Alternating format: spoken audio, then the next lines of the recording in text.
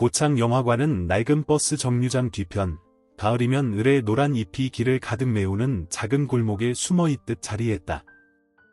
빛바랜 회색 페인트로 덮인 3층 건물은 바람이 불 때마다 양철 지붕이 삐걱거렸다. 입구에는 12계절 영화관이라는 글자가 깜빡이는 형광등 간판이 걸려 있었고, 글자는 페인트가 벗겨져 녹슨 쇠틀이 드러나 있었다.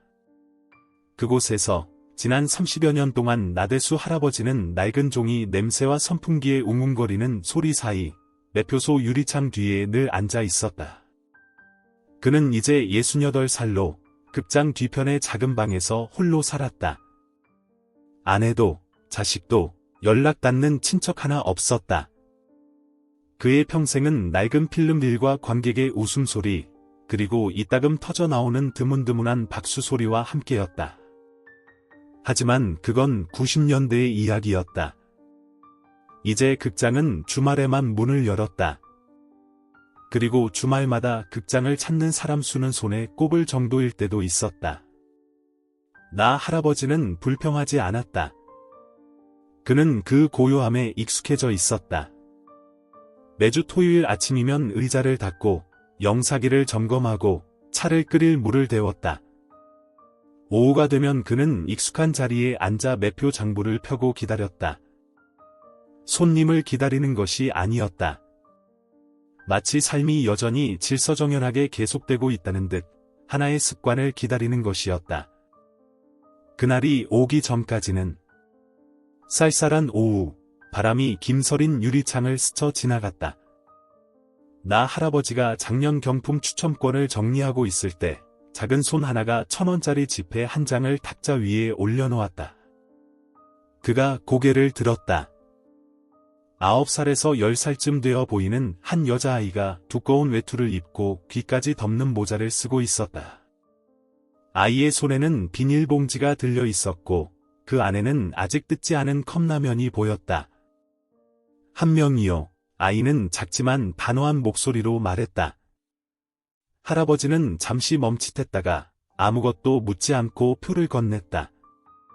아이는 오후에 상영하는 애니메이션 영화를 선택하고 천천히 이관으로 들어갔다. 할아버지는 그 작은 뒷모습을 바라보았다. 해진 운동화 뒤축이 걸음을 옮길 때마다 달아빠진 소리를 냈다. 그날 저녁, 상영이 끝난 후 그는 확인차 상영관에 들어갔다. 모든 것이 정돈되어 있었다. 단 하나. 그를 멈칫하게 만든 작은 디테일을 제외하고는 J-5 좌석, 아이가 앉았던 그 의자는 깔끔하게 접혀 있었다.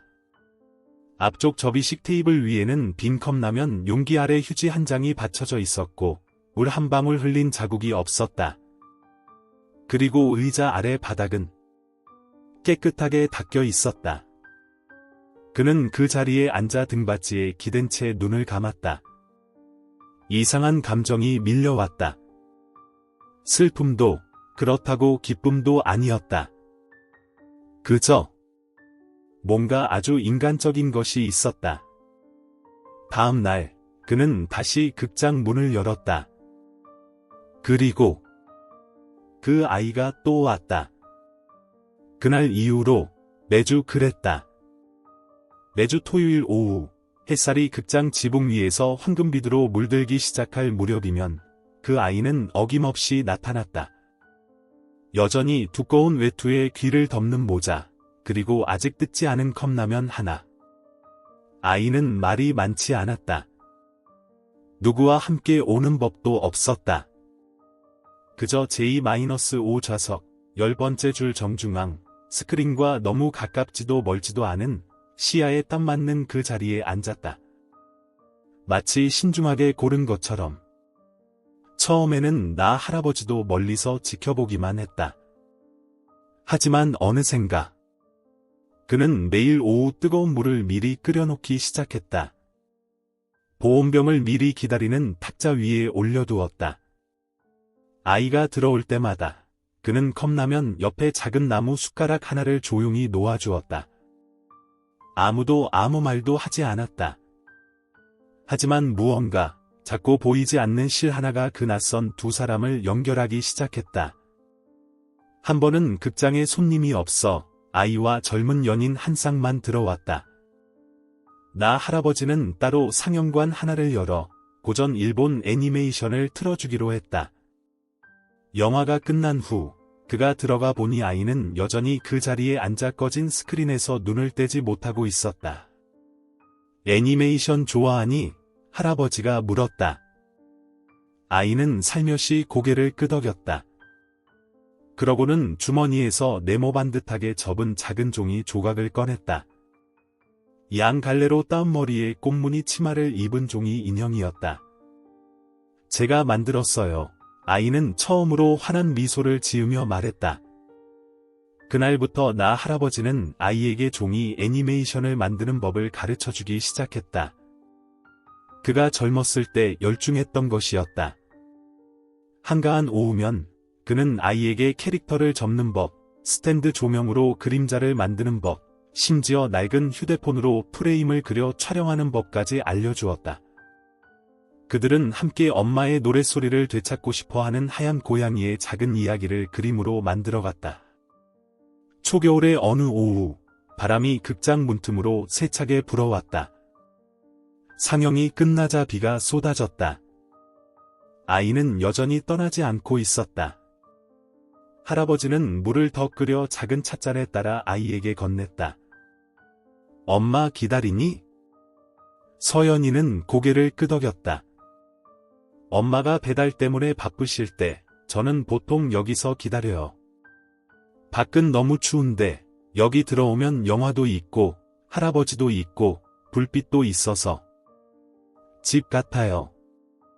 나 할아버지는 대답하지 않았다. 그저 모자 위로 아이의 머리를 살며시 쓰다듬었다. J-5 좌석에 앉는 걸 좋아하니? 그가 물었다. 거기 앉으면 스크린이 전부 다 보이거든요. 아이가 답했다. 그리고 할아버지랑도 더 가까워요. 그날 밤, 그는 평소보다 늦게 극장을 정리했다. 불을 끄기 전, 그는 J-5 좌석 앞에 멈춰 서서 존재하지도 않는 먼지를 가볍게 털어냈다. 그날부터 J-5 좌석은 서연이의 지정석이 되었다. 아무도 그 자리를 예매할 수 없었다. 손님이 요청해도 그는 교묘하게 거절했다. 그 자리는 고장 났어요. 하지만 그는 마음속으로 알고 있었다. 의자가 고장 난 것이 아니라는 것을. 그게 아니라 주인이 생겼기 때문이었다. 그의 겨울은 유난히 길었다. 낡은 영화관 지붕 위로 눈이 드문드문 흩날렸다. 세월 따라 기왓장이 부서져 내리기 시작한 곳이었다. 하지만 극장 안, 단골 몇 명만 드문드문 앉아있는 작은 상영관 안에서 J-5 좌석은 언제나 깨끗하게 유지되었다. 아무도 만져서는 안 되는 특별한 장소처럼. 서연이는 매주 꼬박꼬박 찾아왔다. 두툼한 회색 패딩 점퍼는 아이를 마치 작은 곰인형처럼 보이게 했다. 매표소를 지날 때마다 아이는 깊이 고개를 숙인 뒤 익숙한 두 가지를 탁자 위에 올려놓았다. 어린이표 한 장과 아직 뜯지 않은 컵라면 하나. 나 할아버지는 그 모습에 너무나 익숙해져서 만약 어느 토요일 오후에 아이가 보이지 않으면 하루 종일 초조하게 안팎을 드나들며 뚜렷한 이유도 없이 벽시계만 하염없이 바라보곤 했다. 그들은 결코 말을 많이 하지 않았지만 가장 작은 행동들을 통해 서로를 점점 이해하게 되었다. 어느 날 아이의 어깨가 빗물에 흠뻑 젖은 것을 보고 그는 말없이 서랍에서 오래된 수건 한 장을 꺼냈다. 섬유유연제 향기가 나는 깨끗한 수건을 아이에게 건네며 아무 말도 하지 않았다. 아이는 그저 눈을 반짝이며 그를 바라보다가 나지막이 속삭였다. 고맙습니다, 할아버지. 서연이가 그를 그렇게 부른 것은 처음이었다. 그리고 그날부터 그는 더 이상 표 파는 아저씨가 아니었다. 바로 할아버지였다. 그때부터 이관 상영관에는 항상 두 가지 특별한 것이 마련되었다. J-5 좌석 하나, 그리고 은은한 노란 불빛 아래 작은 탁자 옆에 놓인 미리 물을 부어둔 컵라면 하나. 나 할아버지는 요즘 아이들은 거의 보지 않는 오래된 애니메이션 필름들을 보관하기 시작했다. 이웃집 토토로, 생과 치히로의 행방불명, 시간을 달리는 소녀 같은 영화들이 단 한 명의 관객을 위해 반복해서 상영되었다. 그리고 그는 돈을 받지 않았다. 한 번은 영화가 끝났는데도 서연이가 평소처럼 서둘러 돌아가지 않았다. 아이는 가방에서 작은 스케치북을 꺼내더니 수줍게 그에게 내밀었다. 안에는 수백 개의 서툴고 삐뚤빼뚤하지만 감정이 가득 담긴 연필선들이 있었다. 매표소에 서 있는 나 할아버지, 뜨거운 물을 따르는 할아버지, 의자를 닦는 할아버지, 웃고 있는 할아버지. 반복되는 장면들이었다. 마지막 장에는 큰 그림 하나가 있었다. 팔걸이 위에 김이 모락모락 나는 라면 그릇이 놓인 텅 빈 J-5 좌석. 그 아래에는 작은 글씨가 적혀 있었다. 제가 가장 따뜻함을 느끼는 곳. 나 할아버지는 말이 없었다. 그는 감정 표현에 서툴렀다. 그저 손을 들어 아이의 머리를 가볍게 두드리며 나지막이 말했다. 그림을 이렇게 잘 그리니? 나중에 애니메이션 감독 되겠네. 서연이가 입술을 삐죽였다. 감독은 너무 어려워요. 저는 그냥 그림으로 이야기하고 싶어요. 그날 밤, 그는 늦게 퇴근했다. 고요한 새방에서 그는 스탠드 불빛 아래 스케치북을 다시 한번 펼쳐보았다. 그림 한 장 한 장이 기억의 단편 같았다. 평생을 외롭게 살아온 남자, 아내도 자식도 손주도 없는 남자가 문득 한 아이의 눈을 통해 자기 자신을 보게 된 것이다. 늙고 이름 없는 노인이 아니라 누군가의 작은 세상의 일부가 된 모습으로. 그는 30년 전 처음 상영했던 영화들의 가장 오래된 표들을 보관해둔 서랍장에 스케치북을 넣었다. 아주 오랜만에 그는 억지스럽지 않은 따뜻한 미소를 지었다. 그 후 며칠 동안 작은 상영관은 두 사람만을 위한 특별한 세상이 되었다. 표 파는 노인과 컵라면 먹는 소녀를 위한. 영화관은 낡고 벽은 벗겨지고 의자는 푹 꺼졌지만 나 할아버지의 손길 아래 이상할 정도로 깔끔하게 정돈되어 있었다. 그는 의자 팔걸이 하나하나를 닦고 스피커를 점검하고 조명을 수리했으며 특히 J-5 좌석이 있는 네 번째 줄을 꼼꼼히 청소했다. 매주 일요일 아침 일찍 그는 일어나 물을 끓이고 서연이가 가장 좋아하는 맛인 순한 소고기 맛 컵라면을 준비해 직원실에 두었다. 상영 시간 전에 그는 물을 부어 아이가 상영관에 들어설 때쯤이면 딱 알맞게 익도록 했다. 누가 부탁한 것도 아니었지만 그는 비밀 생일 선물처럼 떨리는 손으로 SY라는 글자를 새긴 작은 나무 숟가락을 직접 만들기도 했다. 그리고 바로 그 주 일요일, 그는 아이의 라면 상자 안에 조용히 그 숟가락을 넣어두었다. 서연이는 뚜껑을 열고 한참 동안 말없이 바라보았다. 잠시 후 아이는 숟가락을 들고 매표소로 달려와 한마디 말도 없이 깊이 고개를 숙였다. 마치 모든 감사의 말이 맑고 투명한 눈빛으로 변한 것처럼. 어느 늦은 오후, 비가 와서 손님이 없자 그는 오래된 필름 창고를 열어 자신이 직접 만든 종이 애니메이션 단편들을 시사했다. 그것들은 투박하고 짧은 영상들이었다. 지붕 위를 걷는 고양이, 뜨개질하는 노인, 소녀의 손바닥 위로 떨어지는 나뭇잎. 판지로 잘라 불로 붙이고 실로 움직이는 애니메이션이었다. 대사도 없었다. 그저 조용한 피아노 음악만 흘렀다. 서연이는 눈도 깜빡이지 않고 보았다. 아이는 의자 위에서 다리를 모으고 앉아 쿠션을 껴안고 말했다. 만약 제 인생도 한 편의 영화라면 할아버지가 주인공이었으면 좋겠어요. 어느 날 그가 물었다. 어머니는 여전히 많이 바쁘시니? 서연이는 눈을 내리깔고 고개를 끄덕였다. 요즘 엄마가 피곤해하세요. 눈 밑이 시커매요. 제 시간에 못 와서 미안하다고 하세요.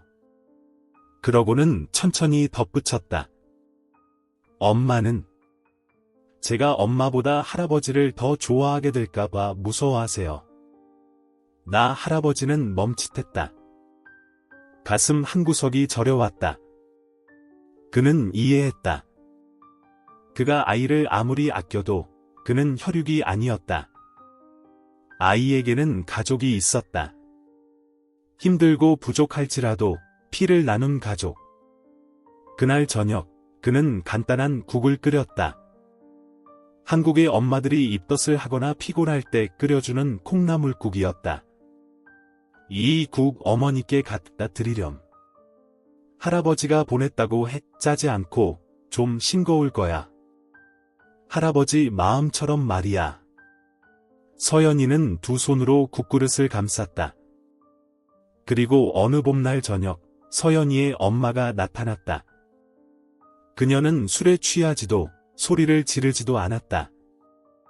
그녀는 말랐고 얼굴은 창백했으며 머리카락은 땀에 젖어 있었다. 두 눈은 매일 밤을 샌 사람처럼 깊은 다크서클이 드리워져 있었다. 그녀는 아주 깊이 고개를 숙였다. 감사합니다. 하지만 부탁이지만 아이가 할아버지를 너무 따르지 않게 해주세요. 그녀의 목소리는 쉬어 있었다. 저희 곧 이사 가요. 아이가 많이 상처받을 거예요. 나 할아버지는 대답하지 않았다. 그저 인사하고 딸의 손을 잡고 걸어가는 여자를 조용히 바라볼 뿐이었다. 다음 날 J-5 좌석은 비어 있었다. 상영 내내 그는 표를 팔지 않았다. 그저 문가에 서서 기다렸다. 상영이 끝나고 방을 정리하던 그는 J-5 좌석 위에 조심스럽게 접힌 표 한 장이 놓여 있는 것을 발견했다. 표 위에는 연필로 쓴 또박또박한 글씨가 있었다. 오늘 저 경시대회 있어요. 꼭 다시 올게요. 할아버지, J-5 좌석 치우지 마세요. 그는 의자에 앉아 표를 손에 쥔 채 눈앞에 하얀 스크린을 올려다보았다. 극장은 더 이상 아무것도 상영하지 않았고 오직 낡은 나무 바닥 위로 길게 뻗은 노란 불빛뿐이었다. 그날부터 아무도 J-5 좌석에 앉을 수 없었다. 손님이 요구하지 않아서가 아니었다. 나 할아버지가 허락하지 않았기 때문이었다. 그 자리는 이미 예약된 자리였다. 언젠가 그를 할아버지라 부르며 경시대회가 끝나면 돌아오겠다고 약속했던 한 작은 관객이 여름바람이 고창의 작은 골목들을 스쳐 지나가며 백성영화관, 처마에 걸린 풍경 소리를 함께 실어 날랐다. 매일 상영 관람료 5,000원이라는 글자가 희미해진 낡은 간판은 여전히 바람에 흔들렸지만 손님은 날이 갈수록 줄었다.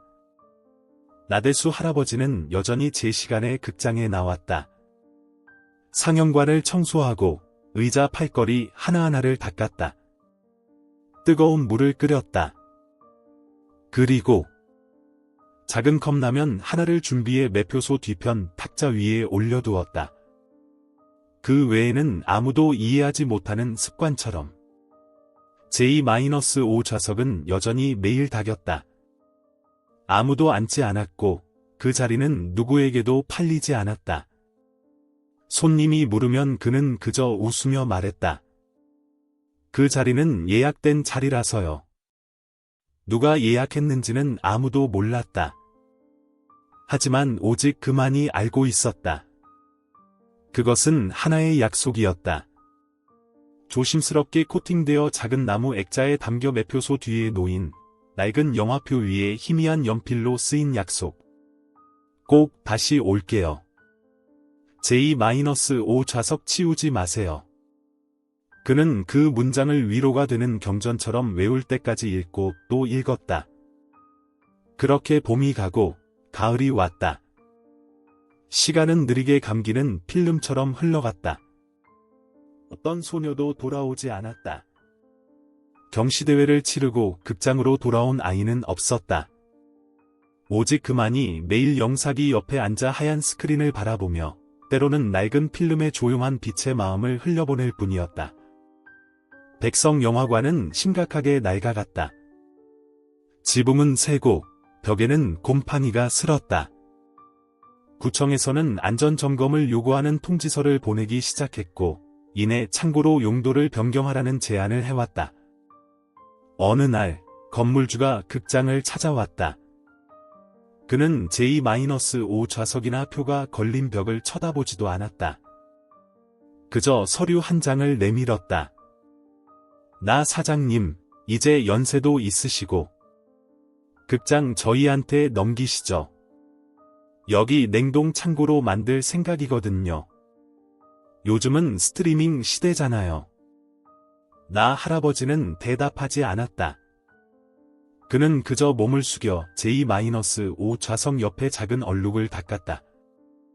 마치 유품을 돌보는 것처럼.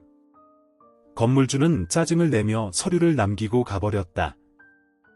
그날 밤, 나 할아버지는 평소보다 늦게 퇴근했다. 가벼운 비가 내렸다. 그는 어두운 상영관에 앉아 오래된 영화 한 편을 다시 틀었다. 그가 서연이에게 만들어주곤 했던 종이 애니메이션 영화였다.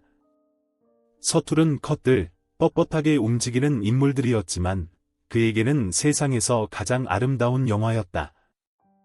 텅 빈 의자 하나, 식어버린 컵라면 하나, 그리고 낡은 나무 단상을 비추는 희미한 불빛. 방 안은 마치 모든 물건이 한때 따뜻했던 이야기를 들려주는 박물관처럼 고요했다. 며칠 후, 그는 두통과 호흡 곤란을 느끼기 시작했다. 보건소 의사는 고혈압이니 휴식이 필요하다고 말했다. 하지만 그는 쉬지 않았다. 만약 자신이 없으면 누군가 J-5 좌석에 앉을까봐, 누군가 그 약속이 담긴 표를 버릴까봐 두려웠다. 매일 아침, 그는 극장 문을 열었다. 표를 사는 사람이 아무도 없어도. 어느 날, 상영관을 청소하다가 그는 실수로 서연이의 표가 담긴 작은 액자를 떨어뜨렸다. 플라스틱이 깨졌다. 표가 떨어져 나와 한쪽 모서리가 찢어졌다. 희미한 글씨는 마치 사라질 듯했다. 꼭 다시 올게. 그는 바닥에 주저앉았다. 떨리는 손으로 조각들을 주워 모았다. 눈은 더 이상 글씨를 명확히 읽을 수 없었다. 서연아. 그는 속삭였다. 약속을 기억하고 있니? 하얀 스크린은 여전히 앞에서 빛나고 있었다. 하지만 그의 심장은 낡은 불빛을 따라 희미해지는 듯했다. 표가 찢어진 날부터 나 할아버지는 더 이상 편히 잠들지 못했다. 그는 불면증에 시달리며 밤마다 뒤척였고 이따금 그가 보관해온 종이 공예 뭉치를 뒤적였다. 종이 인형, 하얀 고양이, 판지로 만든 자전거. 모두 그와 서연이가 유대감이라는 불빛으로 상영관을 밝혔던 늦은 오후들의 유품이었다.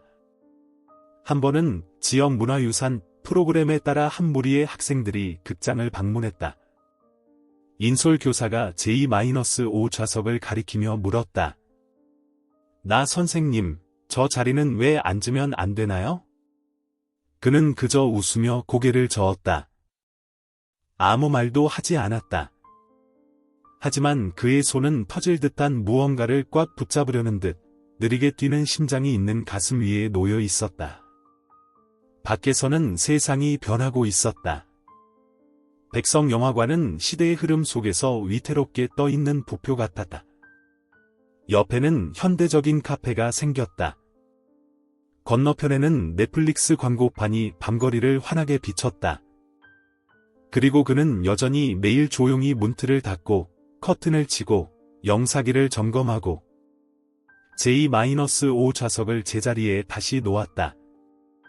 그러던 어느 날 극장에 도착했을 때 그는 문틈에 끼워진 종이 한 장을 발견했다. 전기 요금 고지서도 경고장도 아니었다. 초대장 한 장이었다. 격식 있고 컬러로 인쇄된 이런 글귀가 적혀 있었다. 나대수님을 애니메이션 영화 하얀 고양이의 목소리 찾기 시사회에 정중히 모십니다. 고아들과 꿈을 키워준 분들을 위한 특별 상영회입니다. 명예좌석 J-5. 그는 우뚝 섰다. 그의 손이 떨리며 초대장 뒷면을 펼쳤다. 서연드림 오래전 컵라면을 먹으며 할아버지께 영화를 사랑하는 법을 배웠던 소녀. 그의 온몸이 돌처럼 굳었다. 그의 손에 들린 낡은 코팅표에 새로운 피가 도는 듯했다. 마치 약속이 한 번도 잊힌 적 없었던 것처럼. 그 아이가 정말 돌아왔구나. 그의 눈에서 눈물이 흘렀다. 슬퍼서가 아니었다. 마침내 J-5 좌석으로 주인이 돌아왔기 때문이었다. 백성영화관은 밤새 다시 정리되었다. 등은 환하게 닦였고 영사기는 꼼꼼히 점검되었다. 나 할아버지는 낡은 양복을 입고 왼쪽 가슴에 작은 꽃 한 송이를 단 채 여전히 광택나는 나무 냄새가 나는 좌석들 한가운데 J-5 좌석에 조용히 앉았다. 늦겨울의 고창, 낡은 집들의 지붕 위로 눈이 가볍게 내려앉아 마음을 울리는 고요한 풍경을 만들어냈다. 옛 시장으로 이어지는 작은 길 위에서는 매일 아침 천천히 걷는 한 노인의 모습을 여전히 볼 수 있었다. 은발머리, 손에는 지팡이, 구부정한 모습. 그는 한때 고창에서 가장 오래된 영화관의 영혼이었던 나대수 할아버지였다. 극장이 문을 닫은 지 5년이 흘렀다.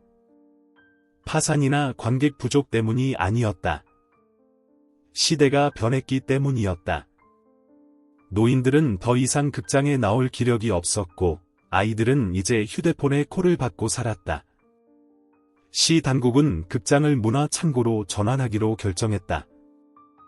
하지만 나 할아버지에게 그곳은 여전히 신성한 기억의 전당이었다. 매주 그는 여전히 돌아와 세월의 먼지가 쌓인 나무 문 앞에 서서 마치 오랜 친구를 만지듯 손잡이를 가만히 쓰다듬었다. 그의 마음은 결코 그곳을 떠난 적이 없었고 J-5 좌석은 그 아이가 사라진 첫날처럼 그의 마음속에 그대로 남아 있었다. 3월, 한국은 국제영화제 시즌에 기이한 애니메이션 한 편이 등장하며 떠들썩해졌다. 미국에서 온 것도 일본 애니메이션 계열도 아니었다. 이서연이라는 젊은 여성 감독이 각본과 연출을 맡은 한국 애니메이션 작품이었다. 영화 제목, 고요한 유년 시절. 소박한 그래픽. 화려하지 않은 색감. 하지만 프레임 하나하나가 관객을 숨죽이게 만들었다. 영화는 가난한 동네에 사는 외로운 소녀가 엄마를 피해 낡은 영화관으로 숨어들고 그곳에서 표를 파는 한 노인으로부터 따뜻함을 느끼며 가슴으로 영화를 보는 법을 배우게 되는 이야기를 담고 있었다. 칸 영화제 상영관 전체를 눈물바다로 만든 한 장면이 있었다. 극장 안 희미한 불빛 속에서 소녀가 노인의 어깨에 머리를 기댈 때 컵라면 물 끓는 소리가 보글보글 나고 스크린을 바라보는 노인의 눈빛은 마치 잃어버린 자신의 유년 시절을 보는 듯했다. 한국 관객들, 특히 나이 든 사람들은 말을 잃었다. 그들은 마치 자신의 기억이 다시 상영되는 것 같은 느낌을 받았다. 한 관객은 블로그에 이렇게 썼다. 나에게도 나만의 J-5 좌석이 있었다. 이름표는 없었지만 그 자리는 내 유년 시절 전부를 간직해 주었다. 영화는 시네그래프에서 9.8점을 받았다. 국영방송은 과묵하지만 따뜻한 눈빛을 가진 젊은 여성 감독과의 인터뷰 프로그램을 연이어 내보냈다. 그날 인터뷰에서 진행자가 물었다. 왜 영화 제목을 고요한 유년 시절로 지으셨나요? 서연은 미소를 지으며 천천히 답했다. 웃음소리가 없는 유년 시절도 있으니까요. 하지만 누군가 충분히 인내심을 갖고 옆에 앉아 아무것도 묻지 않는다면 그 침묵도 꽃을 피울 수 있거든요. 진행자가 웃으며 말했다. 이 영화는 특별한 누군가에게 바치는 것 같군요. 그때 화면은 영화의 마지막 장면으로 전환되었다. 검은 배경 위에 흰색 글씨가 나타났다. 할아버지께 바칩니다. 프레임 하나하나를 통해 제게 삶을 사랑하는 법을 가르쳐 주신 분. 한국 전체가 경악했다. 고창의 한 작은 찻집에서 나대수 할아버지가 TV 앞에 앉아 있는 모습이 보였다. 그의 눈은 노안으로 희미해졌지만 손수건을 쥔 손은 떨리고 있었다. 화면에는 그가 첫 순간부터 알아본 장면이 나왔다. 매표소 뒤에서 찍은 구도, 조용한 노란 불빛, 그리고 라면을 먹는 소녀를 구부정하게 바라보는 한 노인의 뒷모습. 모든 몸짓, 모든 표정이 마치 그의 기억에서 그대로 그려낸 듯했다. 그는 울지 않았다. 그저 손안의 손수건을 가만히 쥘 뿐이었다. 그 안에는 손글씨가 적힌 빛바랜 종이 표가 있었다. 저 경시되어 있어요. 꼭 다시 올게요. 할아버지, J-5 좌석 치우지 마세요. 그는 자신에게만 들릴 정도로 나지막이 말했다. 그랬구나. 내가 아직 기억하고 있었구나. 일주일 후 고창 지역 신문에 소식이 실렸다. 영화 고요한 유년 시절의 영감이 되었던 고향을 이서연 감독이 방문할 예정입니다. 그녀가 어디로 갈지는 아무도 몰랐다. 하지만 어떤 사람들은 안경을 쓰고 야구 모자를 쓴 한 여자가 낡은 영화관 문 앞에서 오랫동안 서 있는 것을 보았다고 전했다.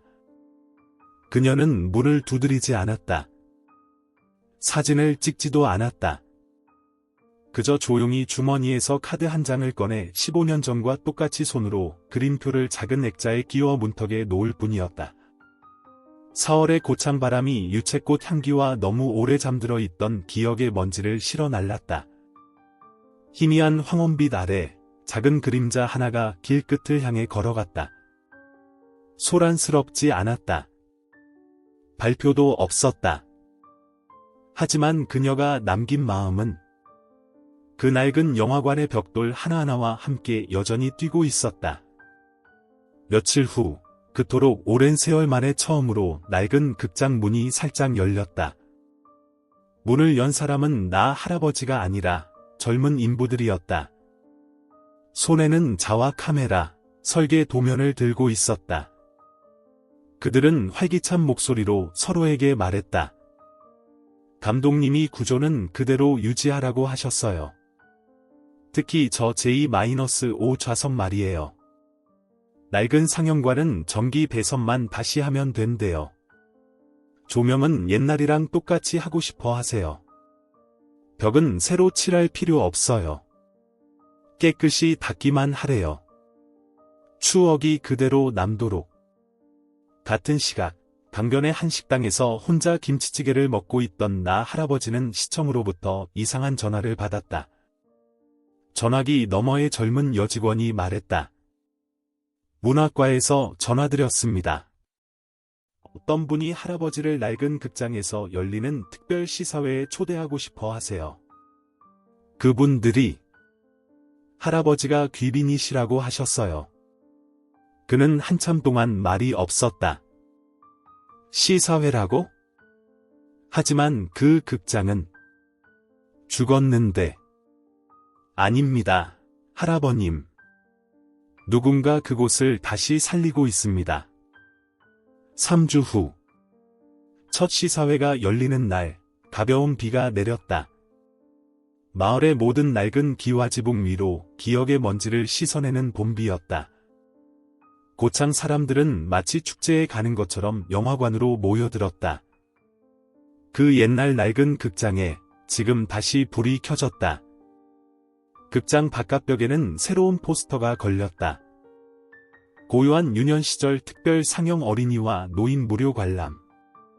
고창 영화관 재개관. 정확히 18시, 군청차가 나 할아버지를 모시러 왔다. 그는 뒷자리에 앉아 말이 없었다. 손에는 20년 넘게 함께한 낡은 모자가 들려 있었다. 젊은 기사가 문을 열어주며 존경하는 분을 대하듯 그에게 고개를 숙였다. 극장 로비로 들어서는 순간 노란 불이 켜졌다. 낡은 나무 냄새와 잉크 냄새가 코끝을 스치며 마치 되살아난 듯한 오래된 기억들을 불러왔다. 안경을 쓴 한 여자가 어둠 속에서 걸어나와 그 앞에서 깊이 고개를 숙였다. 그녀는 이름을 말하지 않았다. 그저 이런 글귀가 인쇄된 카드 한 장을 그에게 건넸다. J-5 좌석을 치우지 않아 주셔서 감사합니다. 그는 상영관으로 들어갔다. 상영관은 붐비지 않고 딱 아늑할 정도였다. 앞쪽에 앉은 아이들은 제잘거렸고 뒤쪽의 노인들은 눈물 어린 미소를 짓고 있었다. 하지만 잠시 후 J-5 좌석이 여전히 그 자리에 있는 것을 보고는 상영관 전체가 숨을 죽였다. 아무도 그곳에 앉지 못했다. 의자에는 반짝이는 작은 동판이 붙어 있었다. 할아버지의 의자, 한 유년 시절을 온전히 지켜주신 나대수님께 바칩니다. 그는 우뚝 섰다. 아무도 아무 말도 하지 않았다. 극장 안에 불이 점점 어두워졌다. 아까 그 여자가 그의 손을 가만히 잡고 의자 앞으로 그를 이끌었다. 앉으셔도 돼요. 옛날처럼요. 그가 막 자리에 앉자 뒤쪽 영사실에서 불빛이 켜지고 빗줄기가 얇은 먼지층을 뚫고 스크린 위로 길게 뻗어나갔다. 스크린에 첫 문장이 나타났다. 할아버지께 보냅니다. 제가 잘할 수 있는 자리를 지켜주신 분. 그는 소리 없이 울었다. 눈물이 흘러내려 입가에 고였다. 그는 고개를 돌려 떨리는 손으로 옆 사람의 어깨를 만졌다. 서연이었다. 더 이상 깡말은 9살 소녀가 아니었다. 가을 호수처럼 차분한 눈빛을 가진 성숙한 여인이었다. 하지만 그 눈빛 속에서 그는 여전히 그 시절의 빛 한 조각을 발견했다. J-5의 빛, 침묵 속에서 컵라면을 먹던 순간들의 빛. 그녀가 거의 속삭이듯 나지막이 말했다. 저 돌아왔어요. 약속대로요. 그는 대답하지 않았다. 그저 꿈을 꾸고 있는 게 아닐까 두려운 듯 그녀의 손을 꼭 쥐었다. 마치 그의 평생 15년의 기다림이 마침내 그 한마디 속삭임으로 마무리될 수 있는 것처럼. 그날 시사회에는 촬영도, 언론도, 시상식도 없었다. 하지만 그곳은 상영관에 앉아있던 모든 사람의 마음을 울렸다. 돌아갈 곳이 있었던, 기억할 사람이 있었던 모든 마음을. 그리고 바로 그날 밤부터 그 영화관은 더 이상 영화를 상영하는 곳이 아니었다. 이 긴 기억들을 간직하는 곳이 되었다. 그날 시사회 이후 고창 사람들은 며칠 동안 그 이야기를 수군거렸다. 국제영화제에서 상을 받은 영화 때문도 유명 인사가 마을에 온 때문도 아니었다. 그들의 마음속에 무언가 피어났기 때문이었다. 따뜻하고 소박하고 말로 표현하기 어려운 무언가. 그 애가 감독이라고? 응, 듣자 하니 이름이 서연이라는데 고창 사람이라더라. 아주 오래전에 걔 엄마가 아랫동네 시장에서 음식 팔았었대. 그 낡은 영화관이 이제 다시 불이 켜졌네. 우리 비 맞으며 데이트하던 시절처럼. 사람마다 기억의 조각은 달랐다. 하지만 모두 조용히 그곳을 다시 찾았다. 주 상영관 바로 뒤, 한때 나 할아버지가 근무 교대 후 낮잠을 자던 작은 사무실은 이제 새로운 이름의 프로젝트를 위한 아이디어 회의실로 개조되었다. 이 긴 마음들의 영화관. 목표, 가난한 어린이, 독거노인, 노숙자 및 어려운 환경의 학생들을 위한 무료 영화 상영. 낡은 책상들은 깨끗이 닦였고 나무 의자들은 옛 흠집을 그대로 간직한 채 다시 칠해졌다. 서연은 테이블 중앙에 앉아 있었다. 여전히 단순한 셔츠 차림에 머리를 낮게 묶은 모습. 화장도 장신구도 없었다. 오직 목에 걸린 작은 물건 하나뿐이었다. 15년 전 나 할아버지가 접어준 종이 필름 모양의 펜던트. 저는 이 영화관을 하나의 상징으로 남기고 싶어요. 예술의 상징이 아니라 선함의 상징으로요. 그녀가 말했다. 디자인팀 중 한 명이 머뭇거리며 물었다. 그럼 쿠션 의자나 에어컨으로 업그레이드하거나 LED 스크린을 설치해야 할까요? 서연은 고개를 저으며 부드럽게 웃었다. 아니요. 우리는 한 아이가 컵라면과 노란 불빛만으로도 따뜻함을 느낄 수 있게 했던 것들을 그대로 지킬 거예요. 그녀는 창밖을 내다보았다. 나 할아버지가 한 무리의 학생들에게 종이 비둘기 접는 법을 가르쳐주고 있는 모습이 보였다. 왜냐하면 어떤 것들은 옛날 모습 그대로 있는 것만으로도 충분히 치유가 되니까요. 극장은 3개월에 걸쳐 새 단장을 했다. 극장의 공식 명칭 J-5 필름하우스. 손으로 새긴 나무 간판이 문틀을 감싸고 올라가는 보라색 종이꽃 넝쿨 아래 걸렸다. 광고도 요란한 홍보도 없었다. 오직 지역 커뮤니티 센터에 붙은 작은 안내문 하나뿐이었다. 부모 없는 어린이 좌석 선택 우선권. 모시러 올 사람 없는 노인 따뜻한 차 무료 제공. 나 할아버지는 처음에는 관리자 자리를 거절했다. 하지만 아이들이 동그란 눈으로 할아버지 라고 부르며 묻는 것을 보고는 마음이 바뀌었다. 옛날에 할아버지는 뭐 하셨어요? 그는 그저 웃으며 말했다. 할아버지는 기억을 위한 천국의 문을 지켰단다. 공식 개관일은 초여름에 열렸다.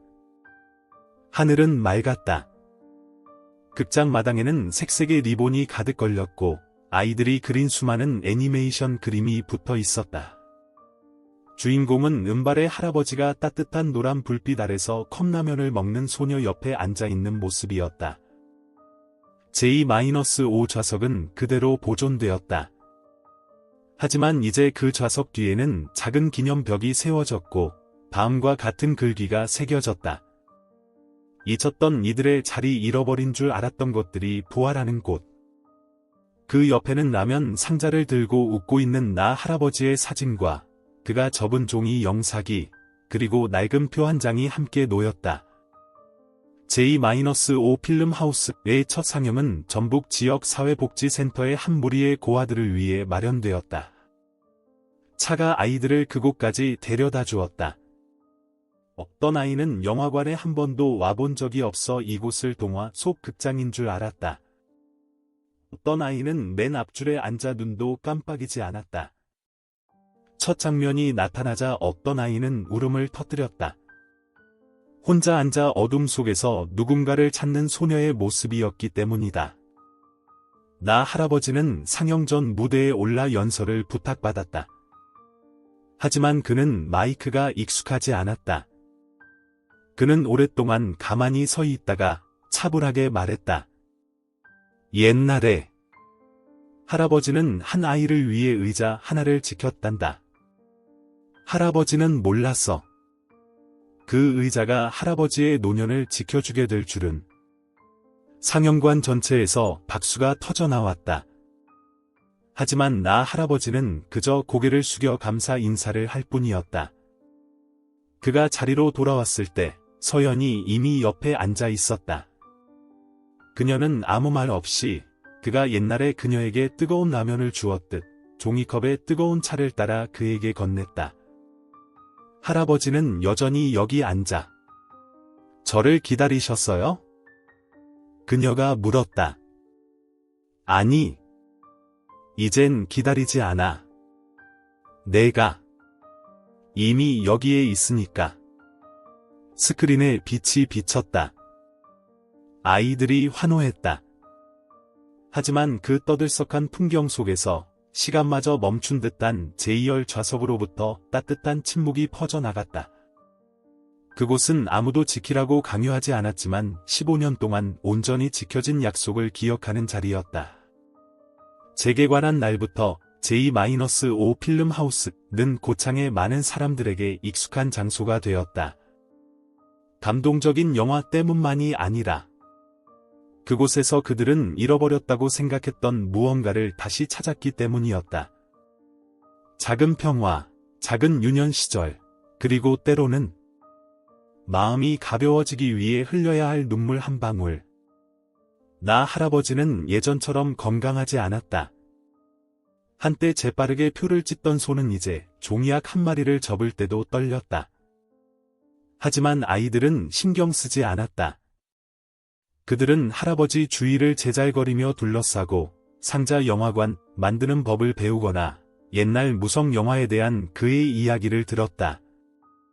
그 시절엔 영화의 소리가 없었단다. 오직 레코드판 소리와 심장 뛰는 소리뿐이었지. 그는 웃으며 자기 가슴을 가리켰다. 심장 뛰는 소리도 배경음악이에요? 한 여자아이가 어리둥절하며 물었다. 그럼. 외로운 사람에게 심장 소리는 유일한 소리란다. 서연은 유리문 뒤에 조용히 서서 그를 바라보았다. 그녀의 눈시울이 붉어졌다. 아마도 그가 없었다면 그녀는 영화를 만들지 않았을 것이다. 누군가의 곁에서 아무 말 없이 앉아있는 인내심을 배우지 못했을 것이다. 어느 날 극장은 제주도의 한 할머니로부터 손편지를 받았다. 떨리는 글씨체였다. 나는 평생 그를 모르는 까막눈이지만 손주가 읽어주는 J-5 좌석 이야기를 들었습니다. 나는 평생 영화관에 한 번도 가보지 못했습니다. 만약 내가 고창에 간다면 그 의자 옆에 앉아볼 수 있을까요? 나 할아버지가 직접 답장을 썼다. 어머님께 J-6 좌석은 언제나 비어 있습니다. 한 번도 귀 기울여주는 이 없었던 마음들을 위해서요. 편지는 학생들이 극장에 올 때마다 남긴 수백 장의 쪽지 옆 게시판에 걸렸다. 할아버지 의자가 좋아요. 저도 커서 서연 선생님처럼 감독이 되고 싶어요. 저는 아빠 엄마가 없지만 여기 오면 할아버지가 계신 것 같아요. 읽을 때마다 그는 안경을 닦았다. 먼지 때문이 아니었다. 시큰해진 눈 때문이었다.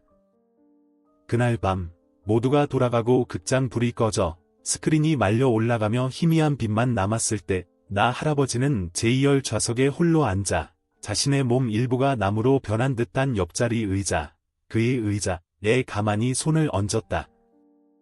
서연이 작은 종이 상자를 들고 다가왔다. 그녀는 그것을 그의 무릎 위에 놓았다. 오늘 이걸 여셔야 할 것 같아요. 안에는 손으로 쓴 새로운 종이 표가 있었다. 할아버지, 어디 가지 마세요. 제가 다시 와서 마지막 프레임을 들려드릴게요. 그는 그녀를 보며 말없이 웃었다. 극장 안의 불빛처럼 온화한 미소였다. 부드럽고 화려하지 않지만 한평생을 비추기에 충분한. 서연이 그의 옆에 앉았다. 두 사람은 말이 없었다. 스크린이 완전히 꺼졌다. 하지만 그 어둠 속에서 모두가 알고 있었다. 귀중한 무언가가 복원되었다는 것을. 단지 영화관만이 아니라 이런 믿음이 아무리 작더라도 친절한 것들은 다시 살아날 수 있다는 것, 누군가 기억하기만 한다면. 그리고 기억하는 사람은 여전히 여기에 앉아 있었다. 3년 후 상영관 문에 걸린 달력에는 3월 기억 전승 주간이라는 글씨가 빨간 펜으로 동그라미 쳐져 있었다. 서연은 여전히 매달 프로그램을 손으로 쓰는 습관을 유지했다. 그것은 의무가 아니라 기억해주세요. 아무도 기억하지 않으면 아름다운 것들은 사라지니까요. 라는 속삭임이었다. J-5 극장에는 이제 젊은 동료들이 많아졌다. 자원봉사를 하는 예술 전공 학생들, 보육원에서 자란 사람들, 기여하고 싶어 하는 은퇴한 어르신들. 하지만 모두가 알고 있었다. 그 영화관의 진정한 심장은 여전히 나 할아버지라는 것을. 그러던 어느 늦봄, 그는 더 이상 극장에 오지 않았다. 피곤해서도, 지겨워서도 아니었다. 그의 두 다리가 더 이상 극장으로 이어지는 작은 언덕을 넘을 수 없게 되었기 때문이었다. 마을 뒤편 개울가 작은 집으로 서연이 찾아왔다. 그녀는 간단한 도시락을 들고 왔다. 콩나물국, 흰쌀밥, 바삭하게 구운 생선 몇 조각, 그리고 그가 예전에 만화 주인공처럼 해달라고 조르던 장난꾸러기 여자아이들의 머리를 묶어주던 낡은 리본끈으로 말아놓은 작은 편지. 그는 침대에 누워 있었다. 은박지처럼 얇아진 모습이었다. 하지만 그녀를 보자 그는 힘겹게 눈을 뜨며 웃었다. 오늘 영화관에 빈자리 있니? 네, 할아버지 자리는 언제나처럼 비어 있어요. 좋아. 아무도 앉히지 마렴. 할아버지는 여전히 아이들 마음속에 앉아 있으니까. 서연은 눈물이 그렁그렁한 채 웃음을 터뜨렸다. 할아버지, 오늘 제가 무슨 이야기를 해드릴까요? 마지막 프레임을 이야기해주렴. 할아버지가 미처 보지 못했어. 그녀는 그의 손을 잡고 속삭였다. 그 마지막 프레임에는요, 나대수라는 할아버지가 어두운 극장 안에 앉아 있어요. 손에는 컵라면을 들고 옆에는 수백 명의 아이들이 제잘거리고 있죠. 어떤 아이는 할아버지 소매를 잡아당기며 이 영화 슬퍼요 라고 묻고 또 어떤 아이는 할아버지 어깨에 머리를 기대 잠이 들어요. 그녀는 말을 멈추고 눈물을 삼켰다. 그리고 극장 불이 켜지면 할아버지는 J-5 좌석에 가만히 앉아 계세요. 육신이 아니라 모두가 간직한 모든 기억으로요. 그는 대답이 없었다. 눈은 감겨 있었다. 하지만 입가에는 미소가 머물러 있었다. 마치 자신의 인생이라는 영화를 온전히 다 본 것처럼. 부드럽고 화려하지 않지만 어딘가 먼 곳으로, 그를 기다리는 또 다른 스크린이 있는 곳으로 가져가기에 충분한. 장례식 날, 비가 내렸다. 요란한 부고는 없었다. 그런데도 수백 명의 사람들이 흰 국화를 손에 들고 극장 문 앞에 조용히 줄을 섰다. 아이들은 수백 통의 작은 편지를 써서 종이학으로 접어 J-5 좌석 앞에 놓인 우편함에 넣었다. 그 자리에는 이제 마음이 머물렀던 자리, 기억은 남으리라 라는 글씨가 새겨진 흰 천이 덮여 있었다. 그날 극장은 영화를 상영하지 않았다. 하지만 모두가 오랫동안 머물렀다. 어떤 아이는 휴지로 그의 이름이 새겨진 동판의 먼지를 닦아주었고 극장에 처음 온 한 노인은 속삭였다. 듣자 하니 저 양반이 한 세대의 기억을 지켜주셨다더군. 서연은 맨 뒷줄에 홀로 앉아 있었다. 그녀의 손에는 9살 때 썼던 첫 번째 손글씨표가 들려 있었다. 이제는 누렇게 변해 있었다. 그녀는 울지 않았다. 감사함은 눈물로 표현할 수 없었기 때문이다. 다음 달 J-5 좌석 바로 앞에 작은 테라코타 동상이 세워졌다. 컵라면을 들고 스크린을 바라보는 나 할아버지의 앉은 모습이었다. 그 아래에는 이런 글귀가 새겨졌다. 나대수 기억의 불씨를 지킨 이. 고창 1960-2023. 하지만 가장 특별한 것은 동상이 아니었다. 극장 곳곳에 붙은 새로운 규정이었다. 고아인 아이가 처음 극장에 올 때마다 직원은 아이에게 J-5 좌석을 지켰던 할아버지의 이야기를 들려주어야 합니다. 마지막 장면. 고창의 평온한 저녁. 낡은 기와 지붕 위로 어둠이 내렸다. 극장 안은 언제나처럼 따뜻한 노란 불빛이 가득했다. 7살쯤 된 한 여자아이, 깡마르고 낡은 배낭을 맨 아이가 J-6 좌석으로 안내받았다. 젊은 여직원이 몸을 숙여 속삭였다. 이야, 아니. 내 옆자리는 아주 특별한 할아버지의 자리란다. 옛날에 할아버지가 평생 그 자리를 지키셨어. 컵라면 먹던 한 소녀가 돌아오기만을 기다리면서 여자아이가 눈을 동그랗게 떴다. 그래서 그 소녀는 돌아왔어요? 응, 그리고 그때부터 이곳은 기다려줄 사람 없는 모든 이들의 집이 되었단다. 스크린이 밝아졌다. 첫 장면이 나타났다. 상영관 전체가 조용해졌다. 하지만 그 침묵 속에서 계속해서 뛰고 있는 심장이 하나 있었다. 기억을 위해 자리를 지켰던 사람의 심장. 그로부터 또 여러 해가 지났다. 고창은 점차 변했다. 슈퍼마켓이 들어서고 현대적인 카페가 낡은 찻집들을 대체했다. 하지만 J-5 필름하우스는 여전히 그 자리에 서 있었다. LED 간판도, 자동 에어컨도, 고급 쿠션 의자도 없이 오직 부드러운 노란 불빛, 낡은 종이 냄새, 그리고 기억의 소리만이 있었다. 그 시절의 소녀, 서연은 이제 더 이상 젊지 않았다. 그녀의 머리카락에는 흰머리가 몇 가닥 섞여 있었다. 하지만 누군가 물을 때마다 그녀는 여전히 미소 지으며 말했다. 저는 감독이 아니에요. 저는 그저 약속을 지키는 사람일 뿐이에요. 어느 겨울, 나 할아버지의 기일에 맞춰 새로 온 남자아이가 있었다. 사회복지센터에서 처음 데려온 고아였다. 아이는 말이 없고 그저 어리둥절한 눈으로 주위를 둘러보며 조용히 앉아 있었다. 직원이 아이를 자리에 안내하자 아이가 물었다. 이 의자, 이름 있어요? 아니. 하지만 내 옆 의자는 이름이 있단다. 누구 건데요? 기다리던 한 사람의 것이고 지금도 여전히 우리 마음속에 앉아 계신 분이란다. 아이는 어리둥절했다.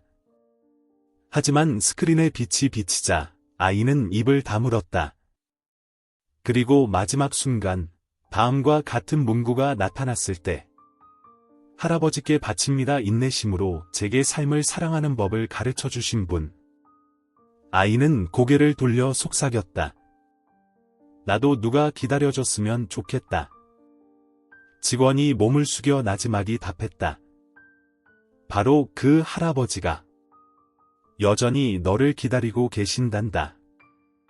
나대수 할아버지의 이야기는 점차 조용한 전설이 되었다. 책으로 인쇄되지도 신문에 실리지도 않았지만 J-5 극장에 발을 들였던 모든 이들의 마음속에 살아있었다. 사람들은 그에 대해 서로에게 이야기했다.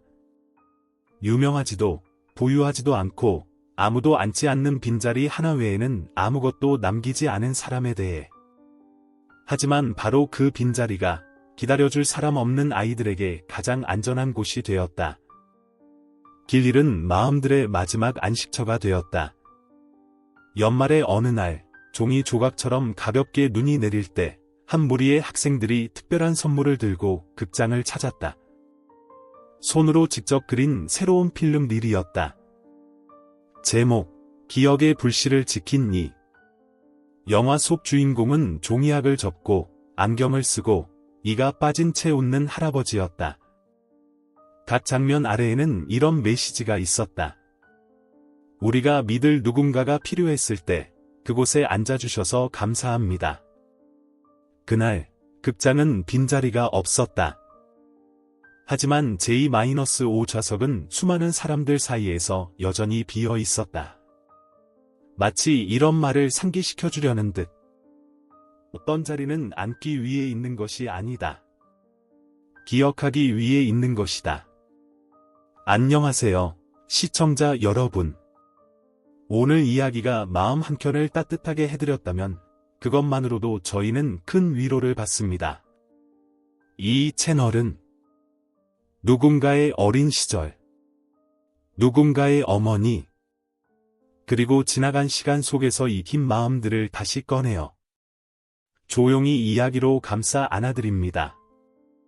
혹시 지금 떠오르는 얼굴이 있으신가요?